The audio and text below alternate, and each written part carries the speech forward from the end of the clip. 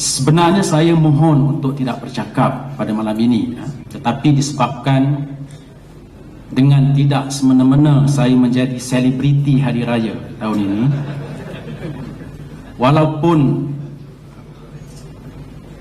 selebriti seperti itu tidak saya inginkan, tidak saya impikan, tetapi disebabkan ada unsur-unsur hipokrit, saya tak mau sebut perkataan Arabnya, dalam kumpulan yang mengangkatai WhatsApp AJK PAS Pusat, maka nama saya telah terkeluar di dada-dada akhbar dan juga media. Walaupun media telah menghubungi saya banyak kali melalui telefon, melalui SMS, melalui WhatsApp, saya tutup telefon saya sebab saya mahu berhari raya pada hari raya pertama sehinggalah hari raya yang keempat. Baru saya buka, rupanya ada banyak mesej-mesej yang diberikan untuk menghubungi saya. Muslimin muslimat yang dihormati dan dikasihi sekalian, sebelum hari raya saya telah mengambil pendekatan untuk menyerang Ketua Umum Parti Keadilan Rakyat dalam Facebook yang hanya didengar oleh 5,000 orang rakan-rakan Facebook saya. Saya kritik Ketua Umum Parti Keadilan Rakyat disebabkan dua perkara. Yang pertamanya, saya dimaklumkan oleh sahabat saya Al-Fadil Ustaz Zaharuddin Muhammad ada suatu bentuk serangan-serangan hendak yang dilakukan ke atas pribadi Presiden PAS Tuan Guru Haji Abdul Hadi Awang dan juga Yang Mulia Raji Idris, bahawa mereka inilah yang mempertahankan Tan Sri Khalid Ibrahim disebabkan kepentingan pribadi mereka. Serangan itu dilakukan secara serangan hendak menggunakan sebuah akhbar portal, akhbar internet. Dan perkara itu telah diambil tindakan oleh Ustaz Zaharuddin merujuk siapakah wartawan yang telah melakukan serangan-serangan seperti itu, dan wartawan itu memaklumkan bahawa serangan itu datang daripada inner circle ataupun orang-orang sekeliling Ketua Umum PKR.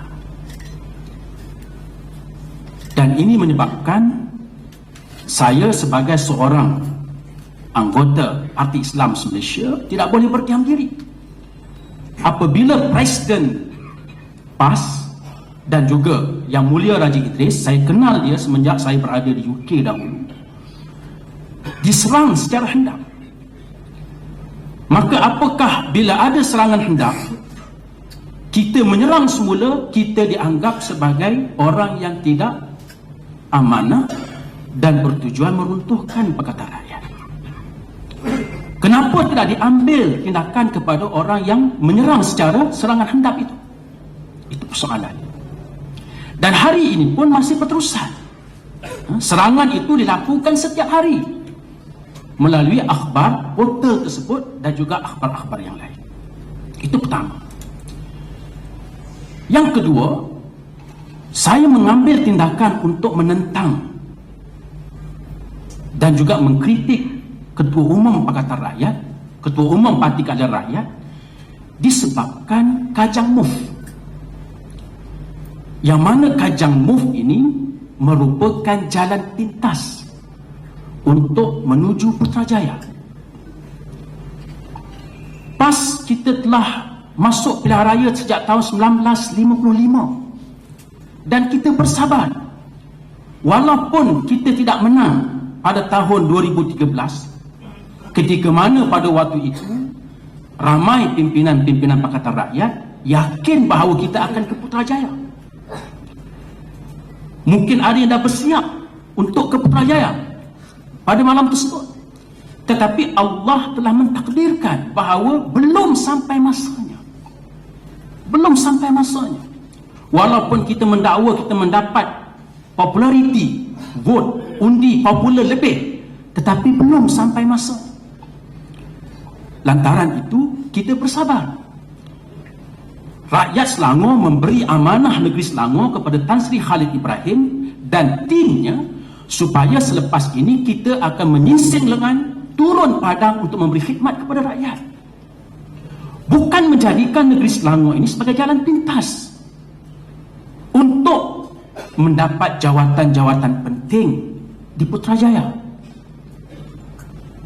dalam suatu gerakan ataupun move yang disebut national consensus, persepakatan nasional. Apakah kandungan itu?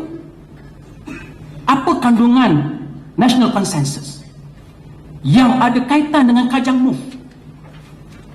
Tidak lain dan tidak bukan, ia adalah suatu jalan pintas untuk menuju Putrajaya, disebabkan tidak sabar lagi menunggu sehingga pilihan raya 2017 ataupun 2018.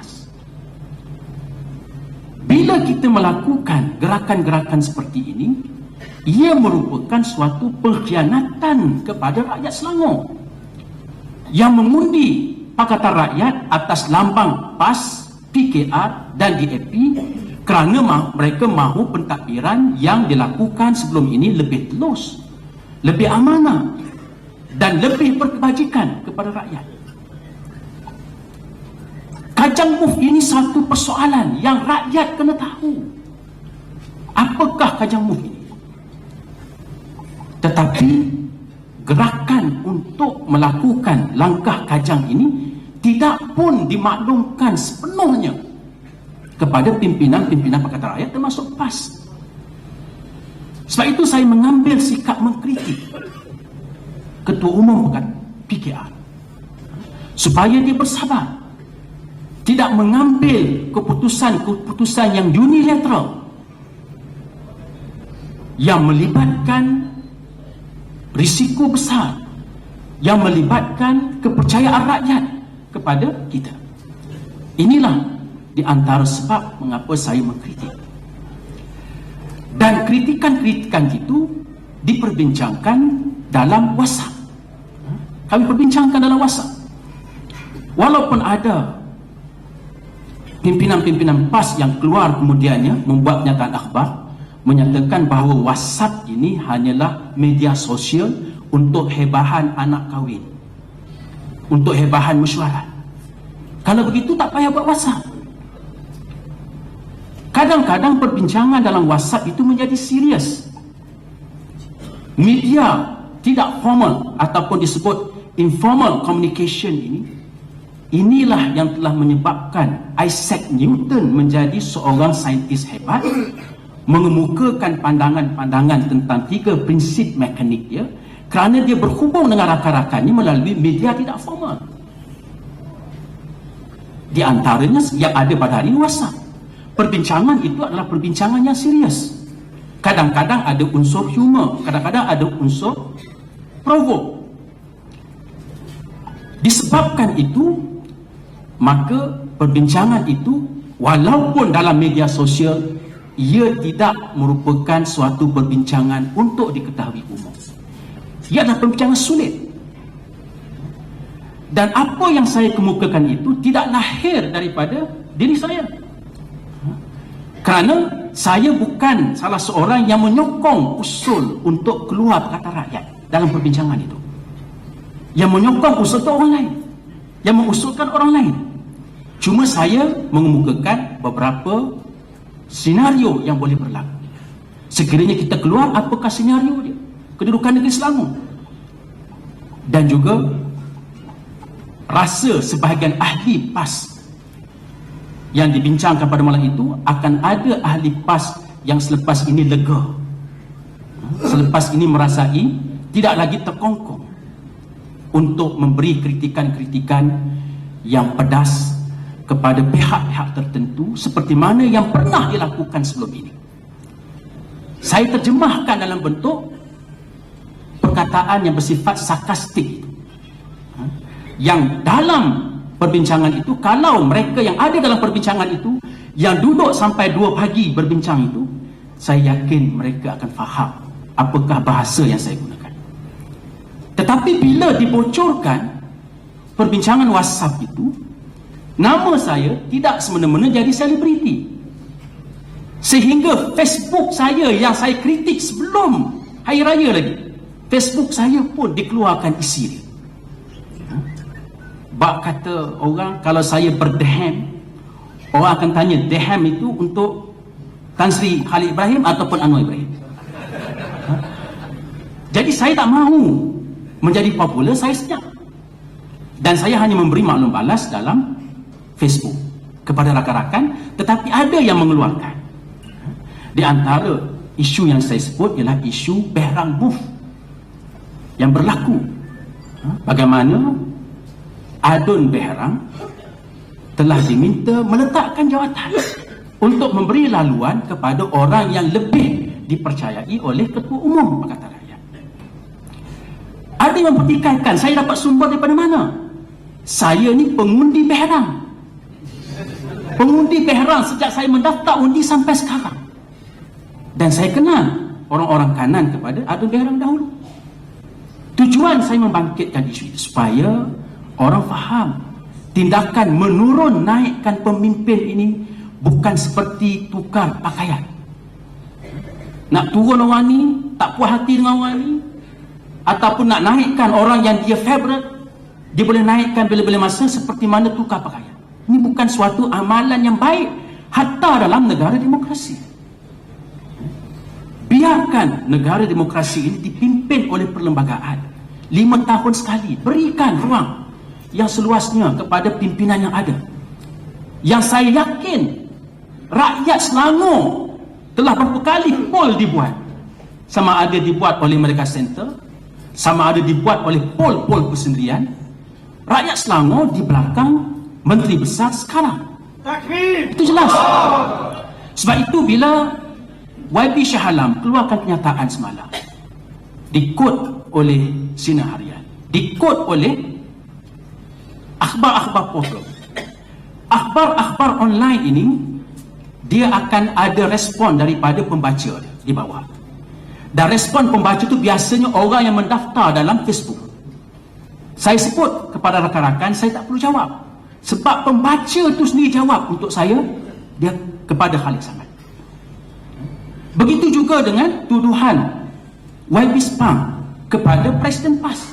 Cubalah saudari lihat dalam akhbar internet itu, dalam Sinar Harian yang boleh dilihat sebagai pengundi atas pagar, ataupun dalam Malaysia kini yang merupakan pengundi yang cenderung kepada Pakatan Rakyat. Cuba lihat komen-komen itu. Sebahagian besar mereka tak bersetuju dengan YB Spam. Itulah suara rakyat.